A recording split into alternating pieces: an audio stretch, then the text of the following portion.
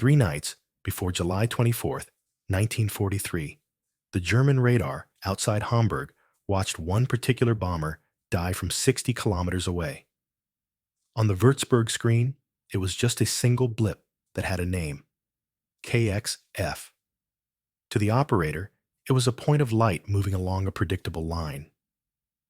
To the 7 men inside it, it was a Lancaster with a pin-up under the navigator's desk, a St. Christopher medal taped near the pilot's left knee, and a photograph of a baby jammed into the engineer's clipboard. The radar watched them come in. It watched them hold course. It watched the blip pass through a box where a night fighter had been vectored to wait. The operator saw the fighter's echo curve in. He saw the 2 dots merge. A minute later, only 1 dot came out. The next morning, a German salvage team found what was left of KXF in a field. There wasn't enough of the crew to fill 7 body bags. The metal was half melted. The baby's face was scorched black. On the radar log, somebody drew a neat line and wrote, "Contact lost. Probable destruction." Every raid looked like that on paper. 1 in 5. Every time. The mathematics of death were boringly reliable. At 22:01 on July 24th, the German radar screen over the North Sea looked exactly the way it always did before the numbers started. A slow, steady snowfall of blips. Each one a bomber. Each one a KXF waiting to happen. The operator in the dim room near Hamburg could already see the pattern forming. Range, 180 kilometers. Bearing, northwest. Altitude, 6,000 meters, maybe a little more. He chewed the end of his pencil and drew a line on the plotting board. Same route, same tactic, same stupidity. They never learn, he thought. He picked up the phone. Raid forming, Sector C4, he reported. Standard height, standard approach. Nothing unusual. On the other end, a tired voice said, "Understood." No excitement, no surprise. They had done this for 3 years. The only people in Europe more predictable than German radar officers were the men in the RAF who kept flying into their crosshairs. Tonight, by all the rules, about 1 in 5 would not come home. Radar saw them. Fighters would find them. Flak would finish the rest. The graph would get more dots. More mothers would get more letters that all said the same thing in different words. Failed to return. 900 kilometers away, under the sloping roof of a harmless university building in southern England, Dr. Arthur James Whitley was committing a minor British crime. He was ignoring his tea. The cup sat untouched, skin forming on top, next to a heap of scrap paper and a thick green book on electromagnetic waves. On the top sheet was one sentence, written in impatient block capitals. "If they can see us, they can kill us." Underneath, in a different, angrier hand from the last meeting at the Air Ministry, someone had added, "So stop letting them see us." Arthur had written everything else.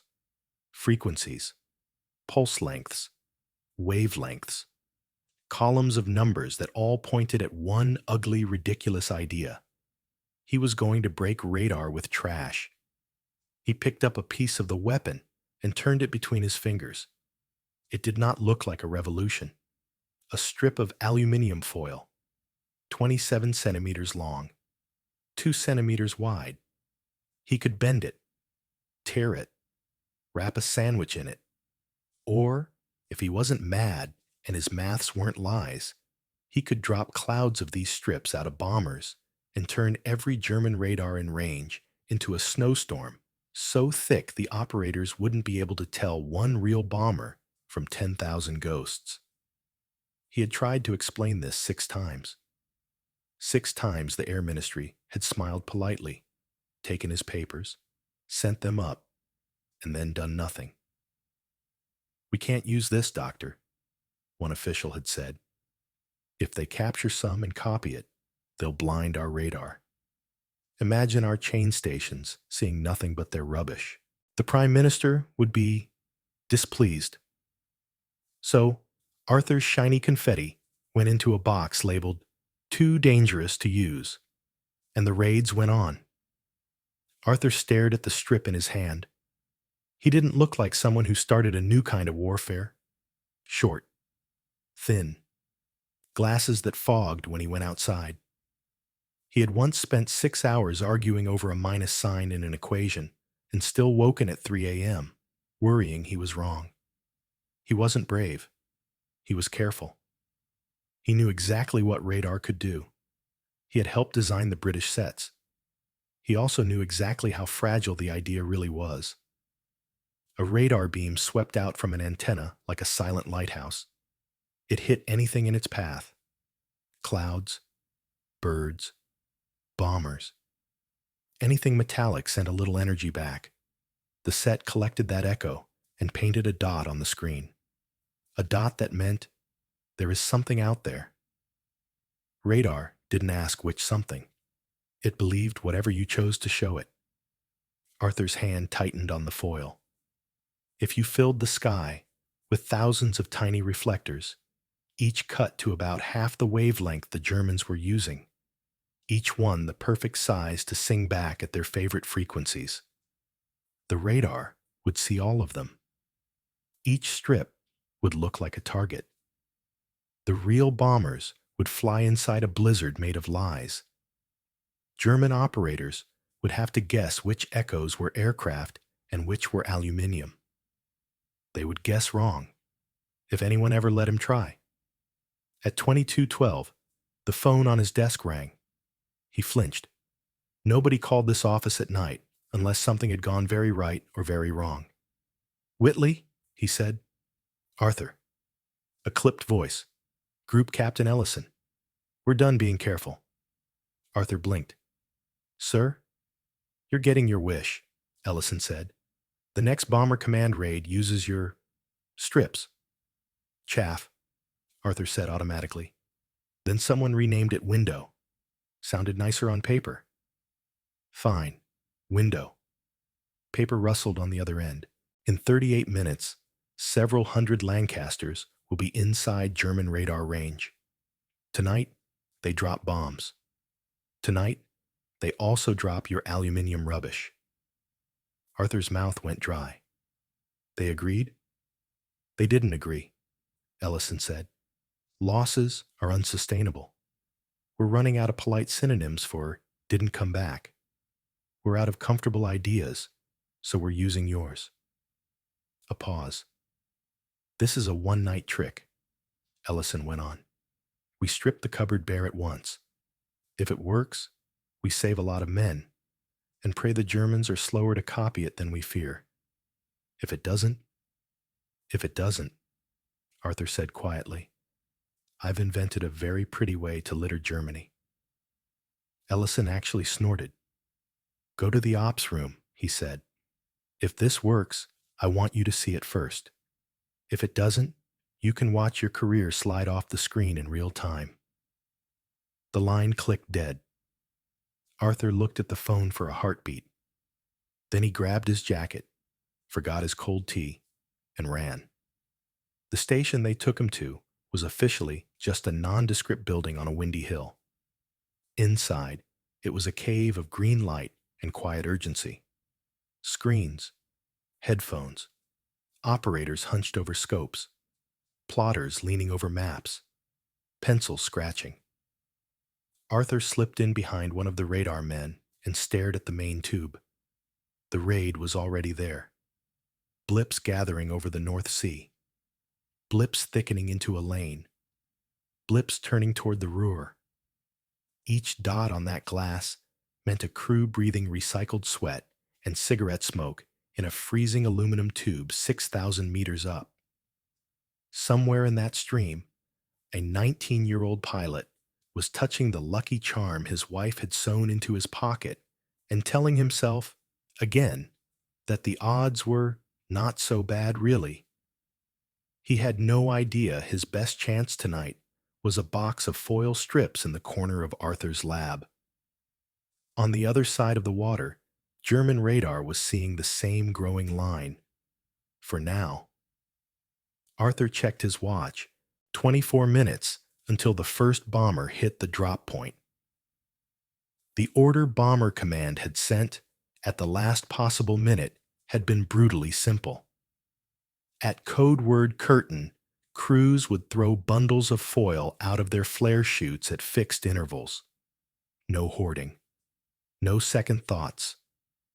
They would burn through Britain's most precious new secret in one night, before the Germans even knew what had happened. Arthur watched the green sweep. He could almost feel the German eyes looking at almost identical screens, leaning forward in almost identical dark rooms. They thought they knew how this night would go. So did he. He just hoped they were wrong, and he was right. 3 minutes to curtain, someone called across the room. Arthur folded his arms to hide the shaking in his hands. On the British scopes, the raid marched inland. On the German scopes, it would look the same. Neat, trackable, doomed. He thought of KXF. On the German log, it was a lost contact. On the British side, it had been 7 letters to 7 homes. Tonight, if window failed, there would be more KXFs. New letters. New babies in photographs. Curtain, a calm voice said over the loudspeaker. The word dropped into the room like a stone into still water. Arthur leaned closer to the screen. At first, nothing happened. Of course nothing happened. Radar wasn't magic. Pulses moved at the speed of light, but sets and people had inertia. 10 seconds. 15. Arthur felt a bead of sweat run down his back. Had some clerk miscopied a length? Had the Germans quietly shifted frequencies? Had a bomber captain, convinced it was nonsense, simply refused to tell his crew to start throwing good foil after bad? 20 seconds. 30. The neat line of echoes still crawled forward. And then, right at the edge of the raid, he saw it. A haze. A faint, dirty glow around the leading blips, like fog gathering around street lamps. The operator frowned and nudged his gain knob. The haze thickened. More dots appeared, not where aircraft should be, not on any sensible flight path, just everywhere near the stream.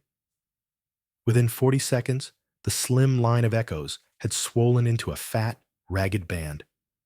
By 50 seconds, there was no line anymore. There was a wall. The operator swore under his breath. "What the hell is that?" he murmured. "That," Arthur said, voice thin and shaking, "is aluminium." On the German side, near Hamburg, the first operator saw the same thing and thought his set was dying. One moment, he had a raid the size of a city street. Main body. Few stragglers. Clean, understandable picture. The next, his scope turned into madness. Blips bloomed out of nowhere. The track thickened, then dissolved. The bomber stream became a solid mass of returns, 40, 50 kilometers wide. He did what radar men did when scared. He blamed the machine. He twisted the gain. He slapped the console. He changed the time base. The ghosts stayed. They multiplied. His headset crackled. "Report. Where's the raid?" He stared at the chaos and felt his stomach drop. He did not know. "Everywhere," he said. "It's everywhere." It wasn't. The real bombers were still in a narrow river of metal and men. But the Würzburg didn't care. It believed the foil. It saw a sky full of aircraft, each strip of aluminium singing back at the exact wavelength the set loved most. Night fighter controllers tried to pick real tracks out of the storm. They guessed. They guessed wrong. And somewhere, in a dark British room, full of green light and held breath, Arthur Whitley watched his own screen fill with snow and felt something frightening and wonderful at the same time. Relief. For the first time in 3 years, the neat, rising line on the Bomber Command casualty charts had just met something it couldn't calculate. The slaughter graph had broken. The first man to realize the sky had changed was not a scientist or a general. He was a 19-year-old wireless operator named Tom Harris, sitting in the belly of a Lancaster called Mabel III, halfway between the Dutch coast and Hamburg. It was 22:47. The bomb bay was full. The intercom crackled with oxygen-dried jokes. The engines droned the same note they always did right before men disappeared. Tom had flown 8 trips. He knew the pattern by feel now. First, the monotony over the North Sea. Then, the coastal flak. Then, the long stretching hour over Germany, where, at any moment, a voice might yell, "Corkscrew port," and the world would become tracers and burning petrol. Tonight had started the same way, until the code word came. Curtain, curtain, curtain. The pilot repeated it over the intercom, like a man checking a door was really unlocked. "All right, lads," he said, "let's throw Arthur's party." The rear gunner laughed. "Here's hoping the Hun likes confetti." Tom had crawled back to the flare chute, fingers clumsy in thick gloves, and shoved the first bundle of tied foil strips into the black, rushing nothing just beyond the fuselage. For a second, he thought nothing at all. It was just litter falling into the dark. Then the navigator, bent over his chart, made a sound Tom had never heard from him before. A sort of choked, "Oh." "Searchlights?" the pilot asked sharply.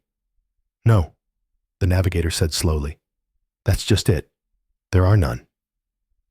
Tom twisted in his seat to look down through the Astrodome. Germany was still there. Pale towns, black fields, thin strings of road lamps. But the usual deadly choreography was wrong. No spiderwebs of searchlights hunting. No sudden stabbing cones locking onto some poor bastard ahead. Flak was firing, yes, but it was late. Scattered. Tom had seen raids where it felt like every gun in Europe knew exactly where to point before the first bomber reached the target. Tonight, the barrages came in clumsy clusters, bursting in empty patches of sky, well away from the mainstream. "Any contacts?" the pilot asked. "Wireless?" Tom listened into the mess of German speaking on the night fighter control frequency he'd been taught to eavesdrop on. Usually, the pattern was terrifyingly regular. Calm controllers, short vectors, numbers, angles. Tonight it sounded like a bar fight. Voices talking over each other. Call signs stepping on call signs. "Say again. Grid. No, that can't be right. There. Too many echoes. I can't." "Sir," Tom said, leaning toward the mic. "Jerry sounds lost." There was a pause. "Repeat," the pilot said. "They don't know where we are," Tom said, hardly believing his own words. "Or they think we're everywhere." Silence on the intercom for a beat. Then the rear gunner, very softly. "Bloody hell, it works." 300 kilometers away, Oberleutnant Karl Voss banked his Bf-110 into the hunting box and tried not to think about the last time he'd been here. Back then, the sky had been full of targets. The controller's voice had been calm and precise.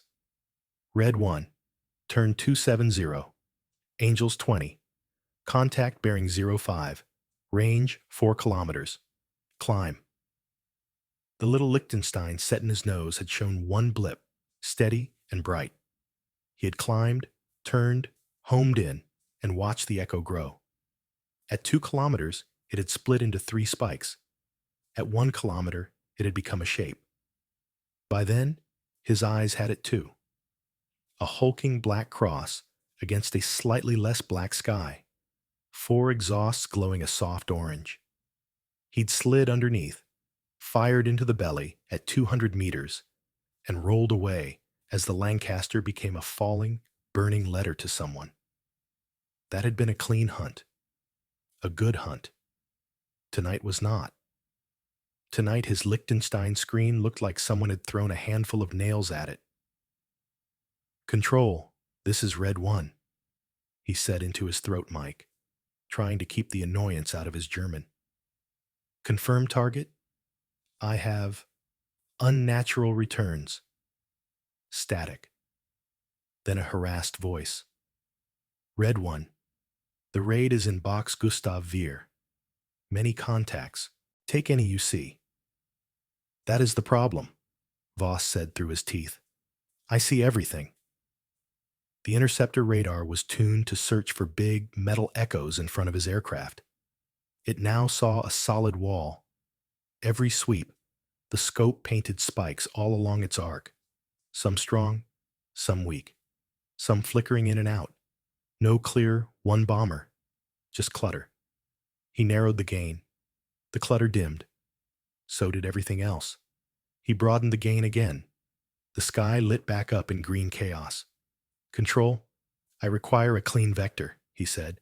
"I cannot—" "Red 1, the situation is confused." The controller cut in, sounding dangerously close to panic. "Our screens are— there is interference. Follow last heading, maintain height, report visual contact."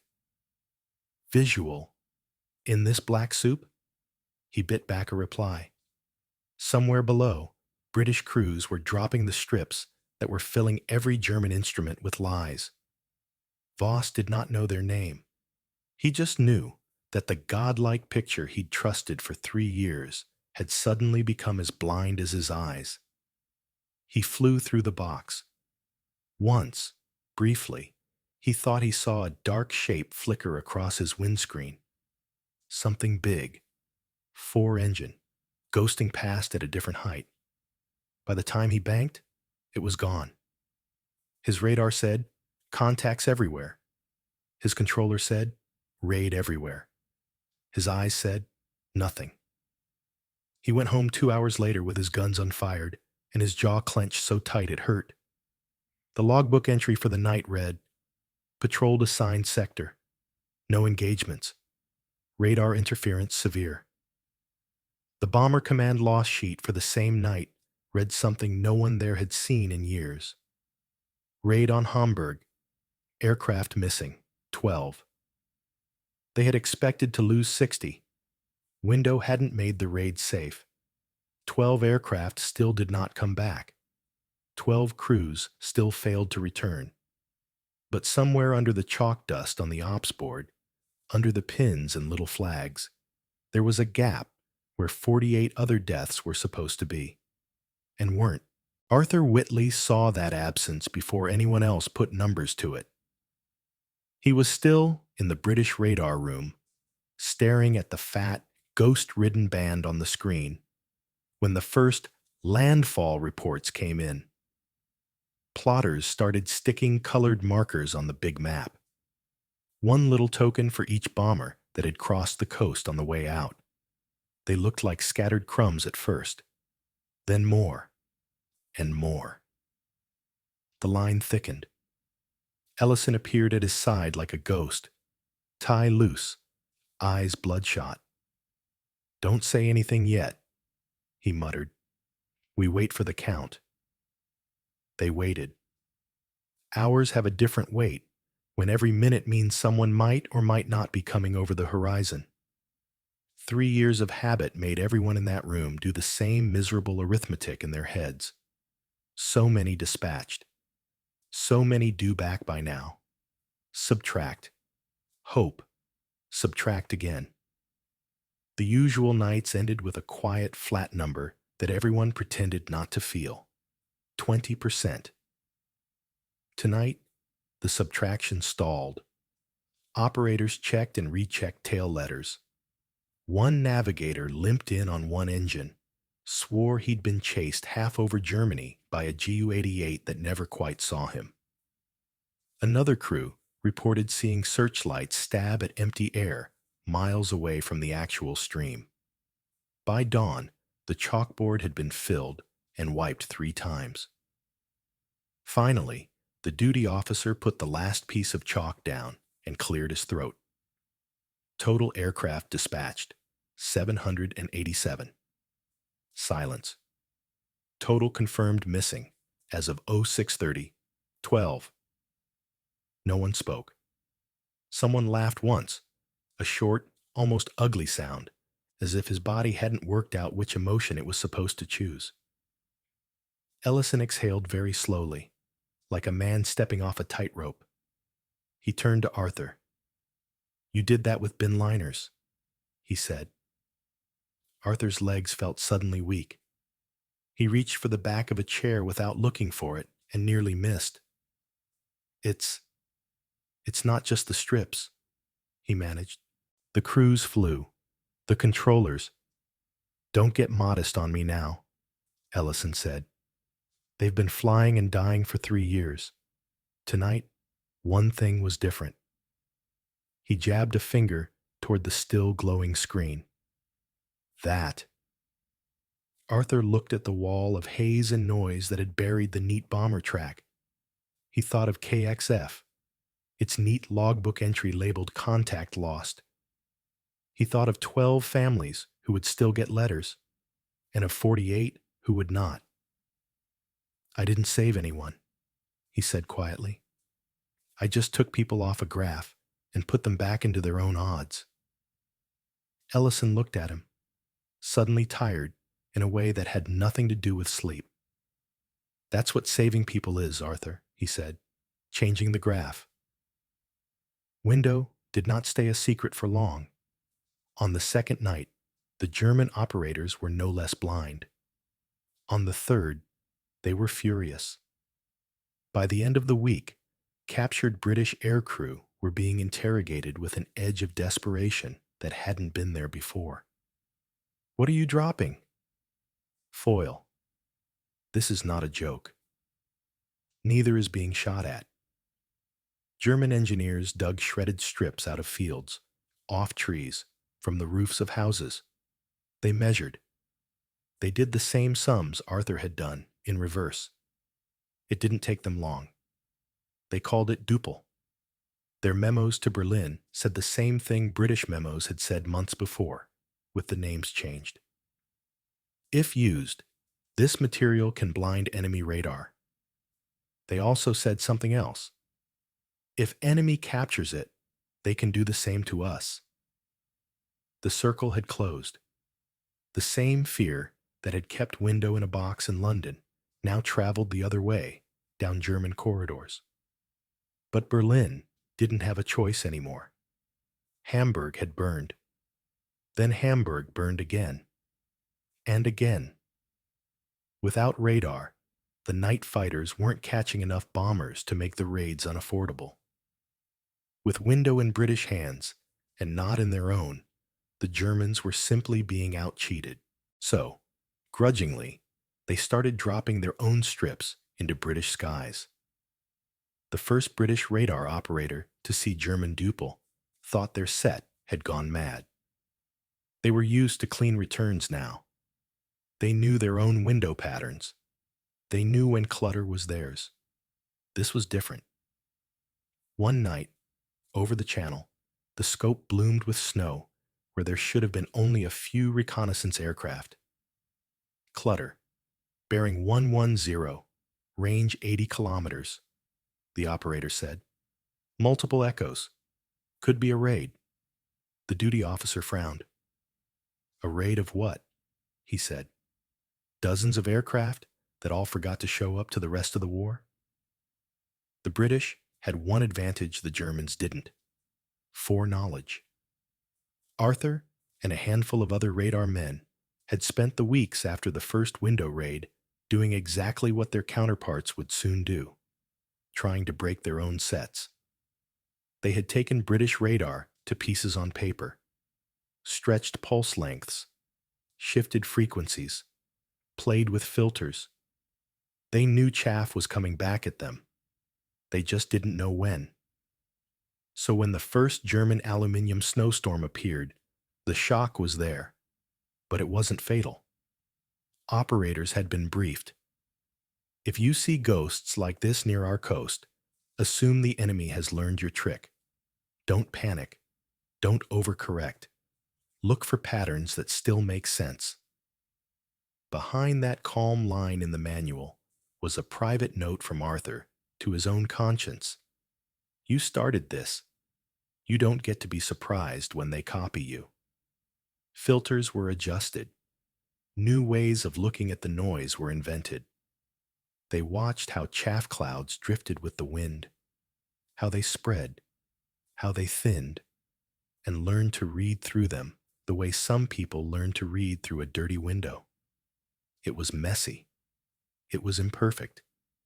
But it was enough. The British radar system was a chain, not a few isolated sets. If one station's picture was snowed under, another's might see the edges. If one frequency was jammed, they could hop. The Germans, with fewer stations and less depth to their net, suffered more from the same poison. Arthur's gamble in July had given his side the first move and a head start. By the time chaff darkened British scopes, the RAF had already proven that you could fight a radar war in a blizzard of lies and still win. Years later, long after the big sets had been switched off and the men and women who had stared at green glass had gone home, Arthur Whitley found himself standing in a very different radar room. Civilian this time. Weather. A bright new display glowed on the wall, showing rain clouds rolling in from the Atlantic. Nothing secret. Nothing lethal. A young technician, barely older than Tom Harris had been on that lost Hamburg night, was explaining how the new system filtered out ground clutter and false echoes to show only what the meteorologists cared about. Arthur listened politely, hands folded behind his back. He did not mention that he had once spent a summer doing the opposite, deliberately creating clutter so thick that the enemy couldn't see anything they cared about. He watched the sweep of the modern set. Blips, echoes, truth, this time. Behind every technical term, there was still the same old question. What do we choose to believe on this screen? He thought of the Würzburg operator outside Hamburg, staring at a storm of window and telling his controller, "It's everywhere." He thought of Karl Voss, flying through darkness, his Liechtenstein set full of nails and ghosts. He thought of Tom Harris, listening to German voices panic over their own frequencies. Mostly, he thought of the casualty graph, the line that had climbed, raid after raid, like a bad habit. And the one night when it had kinked, bent, and dropped because someone had cut aluminium strips to half a wavelength and convinced a skeptical Air Force to throw them into the dark. On paper, it had been a technical adjustment. Signal to noise, cross-section, resonant length. In reality, it had been empty bunks in barracks, spaces at breakfast, mothers who did not get letters. The world rarely gave out medals for that sort of thing, for not dying, for deaths that didn't happen. Arthur didn't get one. He didn't particularly want one.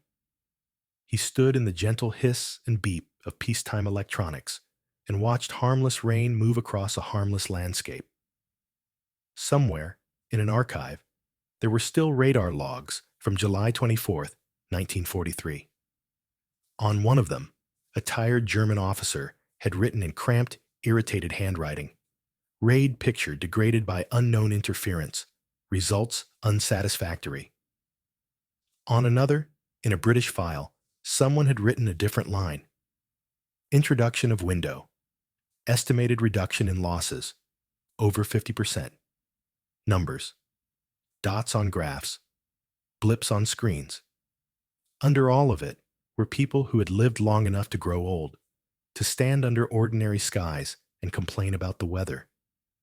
Because, on one hot summer night, one nervous physicist with fogged glasses and cold tea, had decided to turn radar against itself with something that looked like rubbish.